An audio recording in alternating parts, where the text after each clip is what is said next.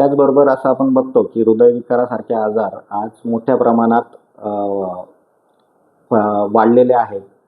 स्त्री-पुरुष याच्या पलीकडे जाऊन सगळ्यांमध्येच आज आपण बघतोय की हृदयविकाराने अनेक कुटुंबांमध्ये कॅज्युअल्टी घडताना दिसत आहेत. त्याचबरोबर हे जे काही वाढलेलं शहरीकरण आहे किंवा जो जगण्याचा वेग जो वाढला आहे, त्यामुळे अपघातांचं प्रमाण देखील खूप मोठ्या प्रमाणात वाढलेलं आहे. आणि त्याच्यामुळे आपण असं बघतो की अनेक कुटुंबांमध्ये अचानक असे प्रसंग ओढावतात आहेत की कुटुंबाच्या कुटुंब उद्ध्वस्त होताना आम्ही सातत्याने बघत आहोत. याला कसं आपण ॲक्च्युली काउंटर करू शकतो, तर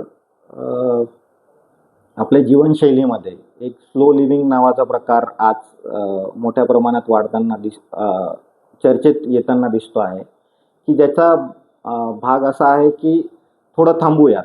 प्रत्येक गोष्टीनंतर प्रत्येक घटनेनंतर थोडं थांबून विचार करून आपण जर प्रत्येक येणाऱ्या क्रियेला प्रतिक्रिया देण्याऐवजी प्रतिसाद द्यायला सुरुवात केली, तर मला असं वाटतं की अनेक अपघातांना, अनेक वाईट प्रसंगांना आपण टाळू शकतो. त्याचबरोबर नियमित तपासणीला देखील एक महत्त्व आहे.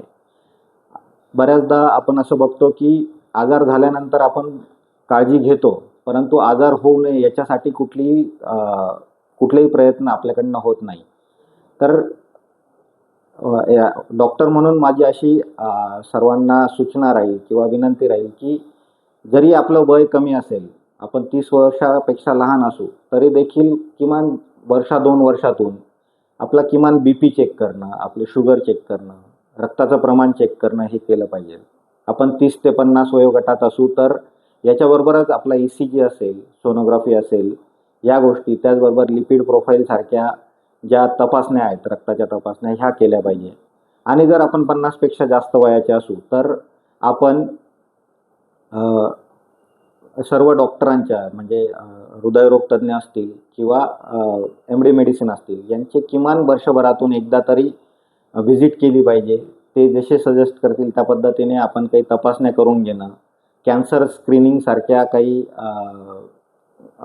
तपासण्या करून घेणं हे आवश्यक वाटतं आहे.